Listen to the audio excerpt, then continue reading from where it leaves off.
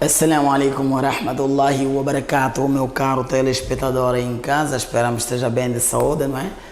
Nós também cá, melhor agora que entramos, invadimos a sua casa, assim com licença, mas mesmo assim importa-nos referir, Assalamu alaikum wa rahmatullahi wa barakatuh. Mais uma vez estamos aqui com o programa da segunda parte do Baraka. Baraka que é bênção, que havíamos explicado muito bem, como lá na Shoaib, não é? Havia explicado como é que funciona o Baraka e ele vai trazer agora a segunda definição do Baraka e algumas dicas para ser uma palestra completa, como vinha falando da vez passada. Desejamos a Molana boas-vindas. Assalamu alaikum wa rahmatullahi wa barakatuh. Molana, hoje temos a segunda definição de Baraka. O que é que nos traz hoje essa segunda definição? Bismillahirrahmanirrahim. Alhamdulillahi Rabbil Alamin. Wassalatu wassalamu ala Rasulillahi sallallahu alaihi wasallam. Em primeiro lugar, agradecer pelo convite e entrando logo diretamente ao tema. No Baraka, primeira coisa que a gente temos que perceber é que Baraka é algo que a gente adquire por parte de Allah subhanahu wa ta'ala. Allah subhanahu wa ta'ala concede a nós. E a definição de Baraka, daquela vez falamos que Baraka, o quê? Thubutul khairullahu fi shay. Que Baraka é quando Allah subhanahu wa ta'ala decreta o bem numa certa coisa, então aquilo fica abençoado. Uma outra definição, podemos dar aí qual é? É asbab al-qalil intifa'u al-kathir. Poucos meios, mas muitos benefícios. E nisto também está ligado o nosso jeito de reparar para algo que a gente tem na nossa frente. É por isso que Rasulullah sallallahu alaihi wasallam, certa vez, ele bateu no ombro de Abu Dharr. Então Rasulullah sallallahu disse: Ya Abu Dharr, ara'aita anna kathrata al-mala huwa al-ghina wa anna qillata al-mala huwa al-faqr. Você acha, o Abu Dharr, que aquele que tem muitos meios, ele é o rico, e aquele que tem poucos meios, ele é o pobre? Então, Abu Dharr, radiallahu ta'ala anhum, este sahabi, ele diz que ele, por ser um ser humano como nós, então ele acabou respondendo afirmativamente. Então nisto diz que sim, Rasulullah, aquele que tem muita riqueza, ele que é rico, né? Ele que tem um baraka, e aquele que tem pouca riqueza, então ele não tem nada, aquele que não tem nada, ele que é considerado como pobre. Então Rasulullah nisso disse: não, você não entendeu o que é baraka. Então nisto Rasulullah explica, disse: quem tem como chama, o que significa que alguém tem baraka na sua vida? Primeiro, aquele disse que o baraka é o que? É a gratidão do coração. Aquele que tiver, que for grato dentro do seu coração, então esse é que tem baraka dentro da sua vida. O contentamento é o contentamento, a riqueza, a verdadeira riqueza é a riqueza do coração. E depois Allah diz mais à frente: وَمَنْ كَانَ الْغِنَاءُ فِي قَلْبِهِ. Aquele que tiver a riqueza dentro do seu coração, tiver a riqueza do coração, mas não dos bens, então nenhuma calamidade, nenhum algo do mundo vai prejudicar a ele. Mas pelo contrário, وَمَنْ كَانَ الْفَقْرُ فِي قَلْبِهِ. Aquele que tiver a pobreza dentro do seu coração, então por mais que ele lhe dê um oceano de bens, ele nunca vai ficar satisfeito. Nunca vai ficar satisfeito. Aqui está sendo a definição do Molana Shoaib. Agora, Molana, existem algumas dicas, umas duas dicas importantes. Quais são essas dicas? Primeiro, tem essas duas dicas. Uma delas, primeiro vamos falar de laços familiares. Primeira dica para a gente termos baraka dentro da nossa vida, qual é? É nós juntando laços familiar. Juntando laços familiar, isso vai atrair a misericórdia de Allah subhanahu wa ta'ala para dentro da nossa vida. Então por isso Rasulullah sallallahu alaihi wasallam no hadith ele diz: aquele que quiser, man ahabba an yubsata lahu fi rizqihi, aquele que quer que Allah subhanahu wa ta'ala abra as portas do sustento para ele, abra as portas do rizq para ele, e que tenha uma vida longa, qual é? Ele deve faliasul rahima, ele deve juntar laços familiar, Então, juntando laços familiar, você vai atrair a misericórdia de Allah subhanahu wa ta'ala. No programa passado falamos aqui sobre essa situação de juntar laços familiar, de não guardar mágoa, não guardar rancor. rancor no coração, que nossas ações ficam pendentes perante Allah subhanahu wa ta'ala. Então, juntando o laço familiar, você se rebaixando, cumprimentando, então isso também atrai a misericórdia de Allah subhanahu wa ta'ala. Por isso que Rasulullah sallam disse: Al-Badu bis-salam bari'un min al-kibr. Aquele que tem uma inimizade, ele é primeiro a cumprimentar, é primeiro a pedir desculpa, esse é mais amado por Allah subhanahu wa ta'ala. Por que é mais amado? Porque ele está aí, está a se ligar, está a se rebaixar, está a tirar o seu orgulho. Então, esse que está sem orgulho dentro de si, então esse é mais amado por Allah subhanahu wa ta'ala, e essa qualidade atrai o baraka da parte de Allah subhanahu wa ta'ala. E falamos de fumança e de juro, como que é? Sim, exatamente. Falamos de como chama, de primeira parte, nessas duas dicas. Segunda parte é esse, quando falo de fumaça me recordo. Segunda parte é na parte de juro. Outra parte de dicas importantes. Outra parte qual é? Abandonar o juro. Então, dentro da nossa vida, essas duas coisas temos que controlar muito. Primeiro, laço familiar. Segundo, o juro. Ter muito cuidado com o juro. Porque Rasulullah sallam proibiu a prática do juro. A prática do juro é uma prática que é realmente proibida na parte do Islã. Allah subhanahu wa ta'ala, em duas ocasiões, Allah declara guerra. Primeiro no Coran. E segundo no Hadith, quando Allah subhanahu wa ta'ala fala de juro, que aquele todo que está envolvido no juro, esse Allah subhanahu wa ta'ala declara guerra com ele. Né? A pessoa é um ser humano declara guerra consigo, você tem como escapar. É um chefe declara guerra consigo, tem como escapar. Mas se Allah declara guerra consigo, então você não tem como escapar. Por isso, muitas das vezes, quando alguém se envolve em qualquer movimento onde existe juro dentro, nunca termina bem. Por quê? Porque o juro é algo que é amaldiçoado perante Allah subhanahu wa ta'ala. Então, depois vem aí a pergunta sobre a fumança do juro. Então, Rasulullah diz no hadith que chegará um tempo que a maior parte do meu ummat, das pessoas, vão estar mergulhadas no juro. Então, e aquele que não estar mergulhado no juro, a fumaça do juro vai passar pela sua casa. Então, o que é fumaça? Fumaça é, por exemplo, a pessoa está sentada no seu quintal.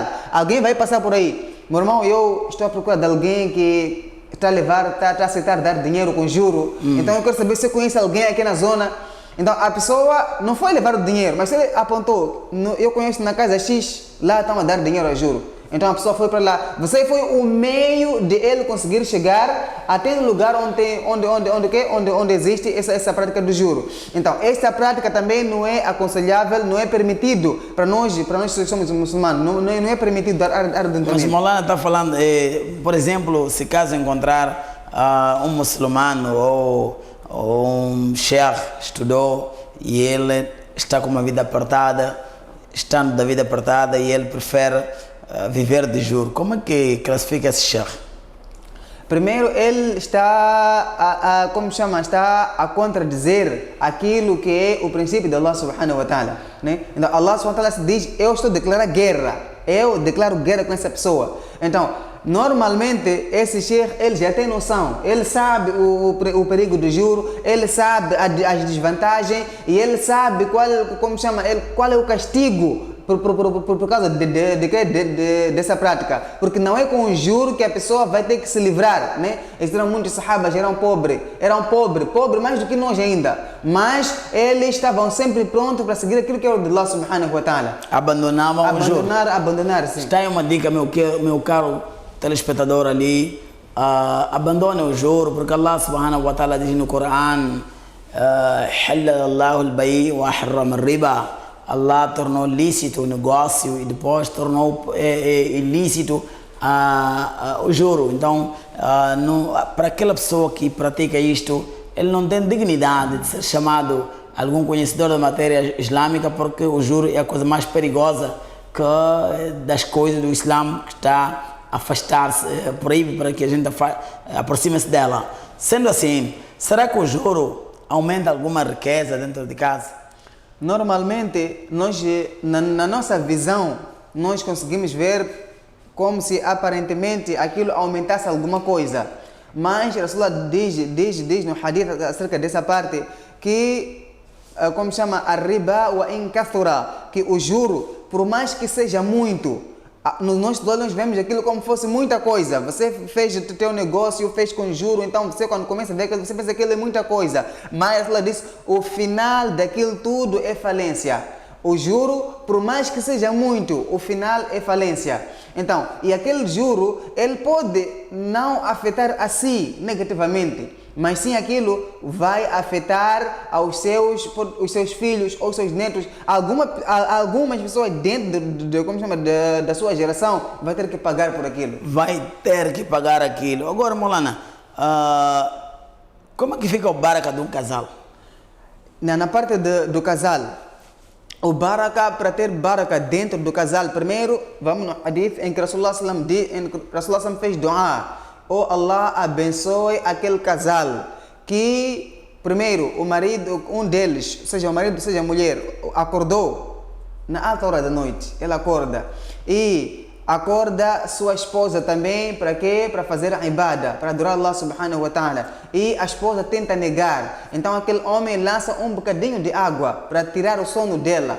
Então a mulher depois acorda. Depois de acordar, os dois fazem a ablução. Depois de fazer a ablução, e eles começam a comunicar-se com Allah subhanahu wa ta'ala. Rasulullah disse que Allah abençoe aquele casal. Da mesma maneira, como para a mulher que acorda à noite para quê? Para a adoração de Allah subhanahu wa ta'ala. E juntamente ela acorda o seu marido. E o marido, quando tenta negar, ela lança pequenas gotas de água na sua face. Para quê? Para afastar o sono. E nisto, por causa daquilo, o marido acorda. E os dois também ficam acordados e começam a adorar Allah subhanahu wa ta'ala. Allah fez dua que Allah subhanahu wa ta'ala abençoe este casal. E outra parte na dica do casal, qual é? A mulher, ele tem que, saber respeitar o marido, saber dar direito do seu marido. E sempre que a mulher fizer o seu solat, é muito importante que a mulher faça dua a favor do seu marido. E estar sempre pronta para atender a necessidade do seu marido. Sempre que o marido precisar de qualquer auxílio, a mulher tem que estar pronta para auxiliar. Mashallah, mashallah. Estamos aqui a conversar com Molana Shuaib, a nos trazer aqui o baraka na segunda parte. E agora, Molana, o que tem últimas considerações para o nosso pessoal para poder ter baraka? Porque esse é um fenômeno que todo mundo está à procura na sua casa. Ninguém quer ficar com uma casa, um serviço, um emprego sem baraka. O que podem fazer? Primeiro, nós todos, primeira coisa, vou resumir, primeira coisa nós temos que perceber é que nossas ações são ações que fazem com que ou o baraka de Allah se aproxima de nós, ou então o baraka de Allah se afaste de nós. Então, por isso, na nossa vida é muito importante nós termos sempre a prática de istighfar dentro da língua. Porque istighfar é algo que faz afastar muitas maldades, da nossa parte, seja nossas falhas. Então, a constante prática de istighfar faz também atrair a misericórdia de Allah subhanahu wa ta'ala. No hadith, Allah diz, man lazima al-istighfar, aquele que se apegar ao istighfar.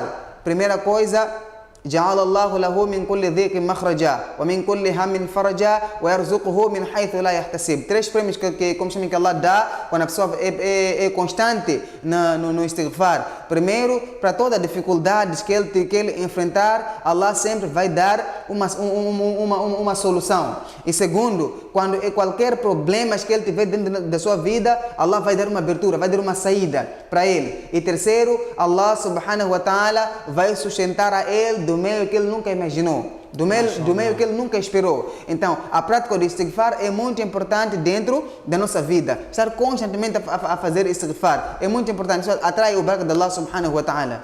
Então, e também outra coisa, se nós formos a ver, quando a gente fazemos salah, o salah é algo mais querido para Allah subhanahu wa ta'ala. Mas logo quando o imam diz assalamu alaikum wa rahmatullah, assalamu alaikum wa rahmatullah, a primeira expressão qual é? Não, logo, primeira coisa, logo, astaghfirullah, astaghfirullah, astaghfirullah.